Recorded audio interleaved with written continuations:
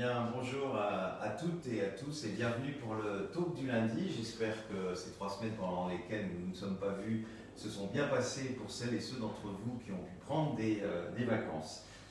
Je rappelle que dès le 17 août, c'était ma rentrée avec les GG de RMC, les universités d'été de la France Insoumise vendredi dernier et celle des Verts et de Génération.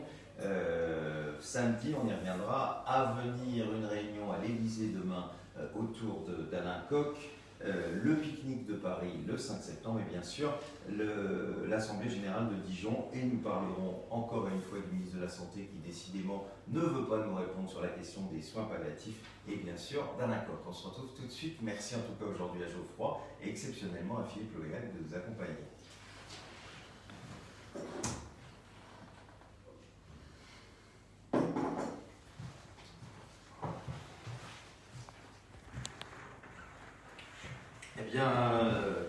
Bonjour à toutes et à tous. Je disais, j'espère que vous avez passé un bel été. Évidemment, toujours une pensée pour celles et ceux qui sont seuls, qui ont passé cet été seuls, qui sont dans la maladie. Et on sait que ces moments sont toujours évidemment beaucoup plus compliqués, avec évidemment ce Covid qui continue. Alors protégez-vous, les masques, les tests, etc.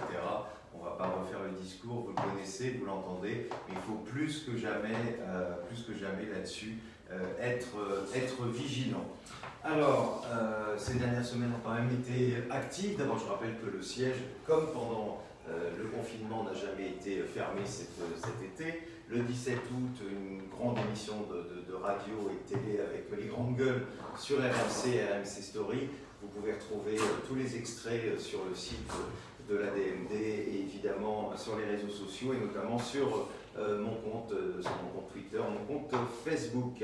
Alors, ce week-end, j'étais invité en tant que président de l'ADMD à la fois aux universités de la France Insoumise. Alors, si vous entendez un bruit, c'est évidemment Justin qui est en train d'essayer d'arracher son jouet, notre chère mascotte. Alors aujourd'hui, il est bien déchaîné. C'est la rentrée pour tout le monde. Oui, donc je vous disais, j'étais à la fois à la France Insoumise et aux universités d'été des Verts et de Génération. D'ailleurs, je remercie Jonathan qui m'avait accompagné à celle des universités des Verts. Alors certains réagissent en disant mais c'est scandaleux d'aller dans telle et telle partie. Ben non, c'est pas scandaleux. Notre but c'est d'avoir une loi. Donc c'est d'aller dans les partis qui nous invitent. Et en l'occurrence, je rappelle que la France Insoumise est un des premiers partis à s'être battu pour le droit de mourir dans la dignité, que Jean-Luc Mélenchon dans ce domaine ne peut être soupçonné d'aucune récupération puisque c'est un combat de vieille date et qu'il était logique que j'aille m'exprimer devant eux. C'est exactement la même chose pour les Verts et pour Génération. Rappelez-vous d'ailleurs que Benoît Hamon, durant la campagne des élections présidentielles, avait beaucoup parlé de la question de la fin de vie et nous sommes ouverts à tous les autres partis qui veulent nous inviter, excepté évidemment les extrêmes. Voilà, en tout cas c'était important et puis quand on le voit, la France Insoumise, il y avait énormément de monde et un débat d'une grande richesse avec une proposition qu'ils font qui est assez intéressante, c'est-à-dire de mettre le droit de mourir dans la dignité dans la Constitution. Alors ces jours-ci vont être encore des jours chargés.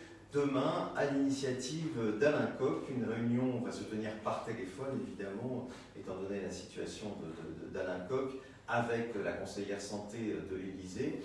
Et il a souhaité que la DMD, donc moi-même, soyons présents à cette réunion. Vous savez, Alain Coq, on en a beaucoup entendu parler pendant l'été. C'est cet homme qui a une vie assez admirable, qui est en situation de handicap, qui a fait, pour mobiliser autour du handicap et des questions de dignité, a fait des tours de France en fauteuil roulant, un tour d'Europe qui avait été extrêmement remarqué. Malheureusement, sa situation aujourd'hui est extrêmement dégradée, il dépend de tout le monde pour pouvoir vivre et il a demandé au président de la République de pouvoir avoir un geste compassionnel. Et il a obtenu cette réunion qui va se tenir demain. Évidemment, vous entendrez sûrement parler dans les médias ces jours-ci de cette réunion. Je vous en parlerai bien sûr la semaine prochaine. Mais en tout cas, moi, je voulais remercier Alain Coq qui, durant tout cet été, malgré sa situation médicale, qui est quand même pas simple, c'est à la fois mobilisé bien sûr pour lui, mais c'est surtout mobilisé pour tout le monde, pour qu'on ait enfin une loi d'ultime liberté. Je vous rappelle dans l'agenda aussi, notez-le, c'est bientôt, c'est dans une dizaine de jours, le pique-nique parisien, c'est au bois de Vincennes, et c'est le 5 septembre, et bien sûr notre assemblée générale le 10 octobre.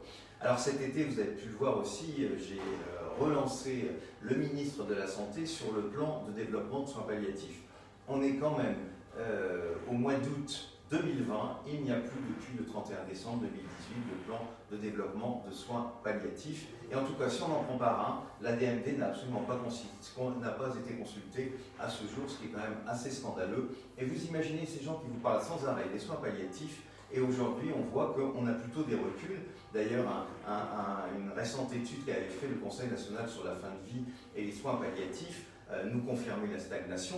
L'IGAS aussi dans un rapport récent, et on voit même qu'aujourd'hui, par exemple, le nombre de médecins dans les unités de soins palliatifs n'est pas du tout à la hauteur de ce qu'il devrait être. Donc on est très loin des moyens qu'on devrait avoir, et quand on pense qu'aujourd'hui ça reste quelque part une loterie de pouvoir accéder dans une unité de soins palliatifs, c'est tout à fait scandaleux. Il faut qu'on arrive à cet accès universel aux soins palliatifs. Eh bien, 2 lettres au ministre de la Santé, une des plus grandes associations françaises, on est encore aujourd'hui dans le flou, aucune réponse, on ne sait absolument pas ce qui se passe, ce qui prouve, et quand on les entendra nous parler des soins palliatifs, qu'il faut arrêter de nous faire des leçons. D'ailleurs, on l'a vu pendant la période du Covid, où les soins palliatifs n'ont quasiment pas été associés aux fins de vie des personnes qui sont souvent mortes dans des services hospitaliers plutôt classiques, alors qu'on aurait pu évidemment les associer, et on pourrait, j'espère qu'il n'y aura pas de nouveaux graves problèmes, même s'il y a de plus en plus de cas. Pour l'instant, les hôpitaux ne sont pas encore débordés, mais si ça devrait se produire, il faut évidemment que les soins palliatifs soient associés. Voilà, j'ai été suffisamment long pour aujourd'hui. Je remercie encore Geoffroy, qui comme depuis des années, s'occupe de ce talk du lundi. Et merci à le délégué général de la DMD, en remplacement de Julien, qui a de légitimes vacances d'être là. Et puis bien sûr, notre ami Justin, qui a évidemment arraché son jouet pendant ce talk du lundi. Voilà, je vous embrasse toutes et tous, je vous souhaite une bonne semaine et on se retrouve la semaine prochaine.